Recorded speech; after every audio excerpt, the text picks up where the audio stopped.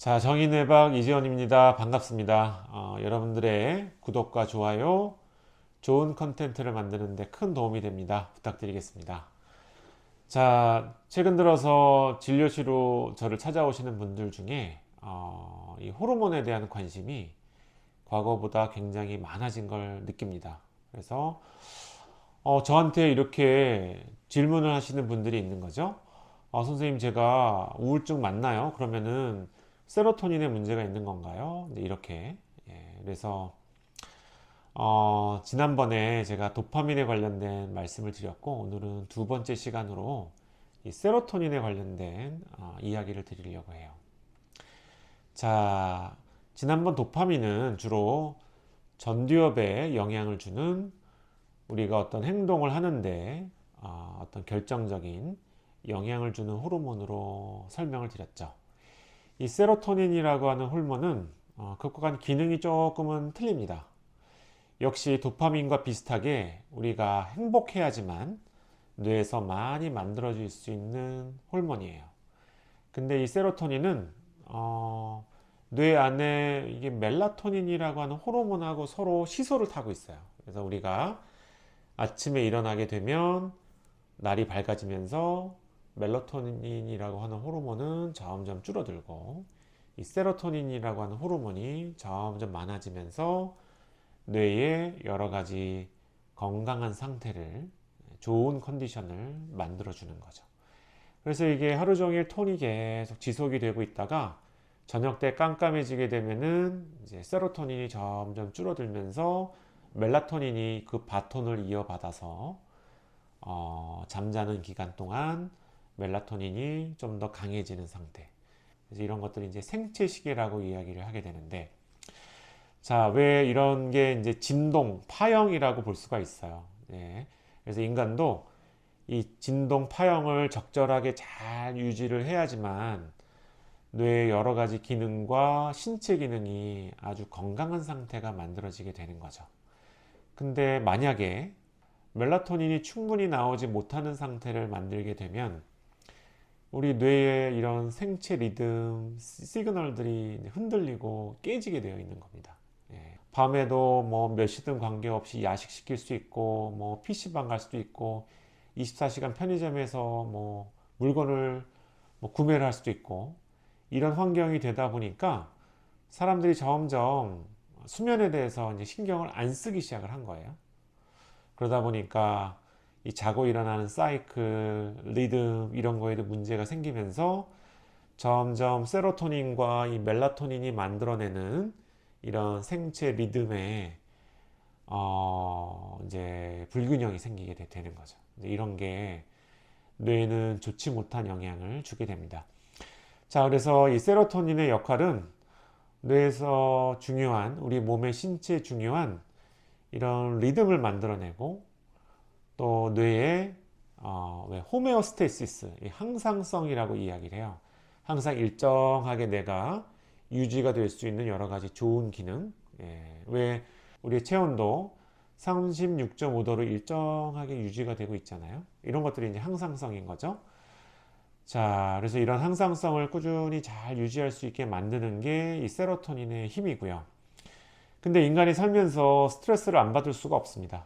그래서 내가 갑자기 놀라거나 충격을 받는 일이 생겼다. 이렇게 나한테 어떤 큰 일이 생기게 되면 이 세로토닌은 갑자기 분비량이 확 줄어들게 됩니다.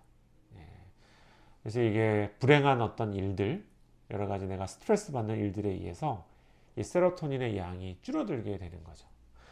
자, 이 세로토닌 양이 줄어들게 되면 뇌에서는 불안, 긴장, 공포 이런 걸 만들어내는 변연계, 측두엽 쪽에 있는 왜 여러 가지 뭐 아미그달라, 히포캠프스 이런 우리 뇌에서 불안을 만들어내고 공포감을 만들어내고 이런 것들을 기억하는 이런 부분에 뇌 활성도가 확 올라가게 되는 거죠.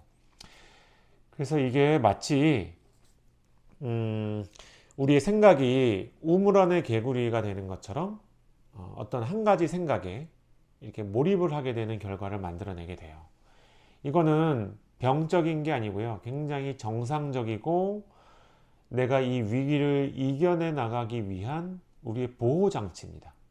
예.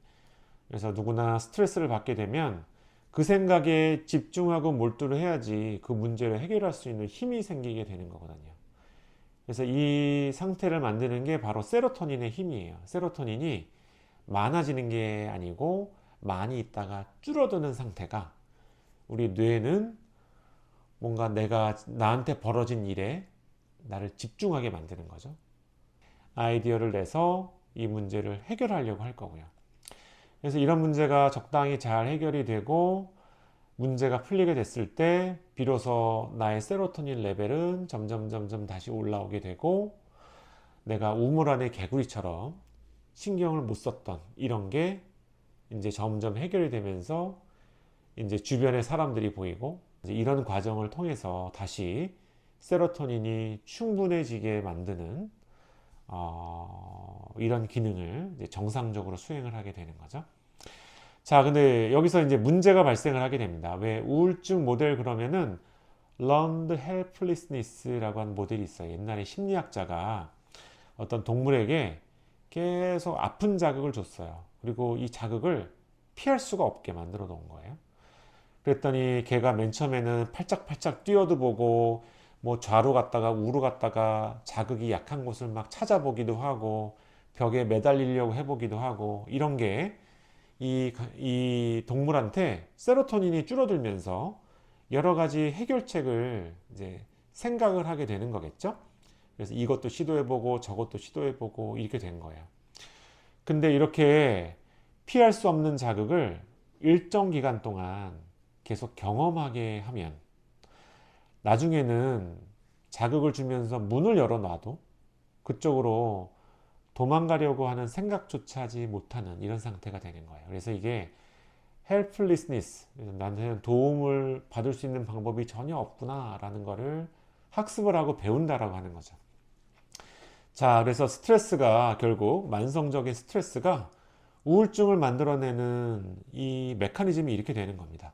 자, 그래서 우울증에 걸린 분들한테 왜 SSRI라든지 이렇게 세로토닌을 강화시켜 줄 수 있는 이런 치료제를 선택하는 게 이런 이유입니다. 세로토닌 부족한 상태가 오래 지속이 되다 보니까 뇌 기능을 떨어진 상태를 만들기 때문에 그래서 치료제로 세로토닌을 좀 정상적으로 올려놓으면 뇌는 여러 가지 이런 문제를 극복할 수 있는 힘과 에너지가 좀 더 생길 수 있는 좀 좋은 상태가 만들어질 수가 있겠죠.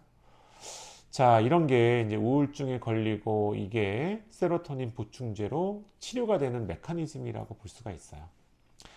자, 또 하나 세로토닌이 부족해지게 되면 제가 아까 아미그달라라든지 이렇게 변연계라고 하는 우리 몸에서 불안과 공포를 만들어내는 뇌 부위가 활성화된다라고 그렇게 이제 말씀을 제가 드렸는데요. 이 세로토닌 부족이 되게 되면 불안이 올라오게 돼요. 불안한 생각이. 근데 이 불안 역시도 정상적인 기능이 있는 겁니다. 사람은 불안해야 내가 뭔가를 조금 더 잘할 수 있는 이런 상태가 되게 되거든요. 내가 남들 앞에서 발표를 한다라고 했을 때 우리의 뇌는 내가 잘 못하면 어떡하지? 이러면서 세로토닌 레벨이 좀 줄어들 거예요.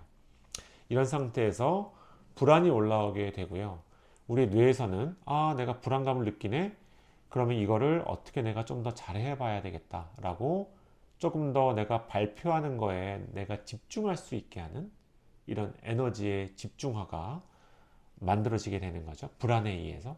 그래서 불안은 정상적인 기능이 내가 어떤 퍼포먼스를 조금 더 잘 낼 수 있게 도와주는 기능을 하고 있어요.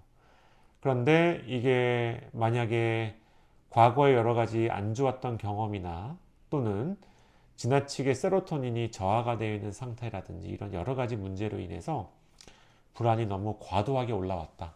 그래서 오히려 나의 퍼포먼스를 깎아먹는 이런 상태가 되었다. 이런 게 이제 불안 장애 수준이겠죠.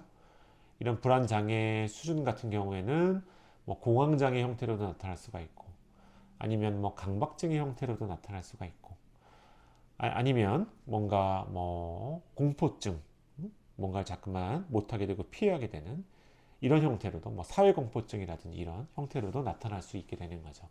그래서 이런 경우에도 불안이 너무 높은 경우에도 세로토닌 보충제로 세로토닌을 좀 충분하게 만들어주는 이런 약물들이 불안을 조금 줄이고 안정화시킬 수 있는 이런 역할을 하게 되는 거죠. 자, 오늘은 두 번째 시간으로 제가 세로토닌에 대한 말씀을 드렸어요. 이 세로토닌은 우리 몸의 항상성이 가장 잘 유지가 되고 있을 때 충분한 분비가 되게 됩니다. 나한테 뭔가 내가 이겨내야 될 어떤 미션이나 어려움이 발생을 하게 되면은 세로토닌은 우리가 그 문제를 더 잘 해결하기 위해서 도움을 주는 방향으로 이 양이 줄어들게 되는 거고요. 그러면은 우리가 좀 더 집중해서 그 문제를 해결하려고 노력하는 어떤 에너지를 발휘하게 되어 있는 거예요. 자, 그래서 이 세로토닌 기능까지 오늘 이제 말씀을 드렸습니다. 그래서 여러분들 궁금하셨던 분들이 많으셨을 텐데 그런 분들에게 좀 좋은 내용이 되었으면 좋겠네요. 자, 이상으로 마치겠습니다. 감사합니다.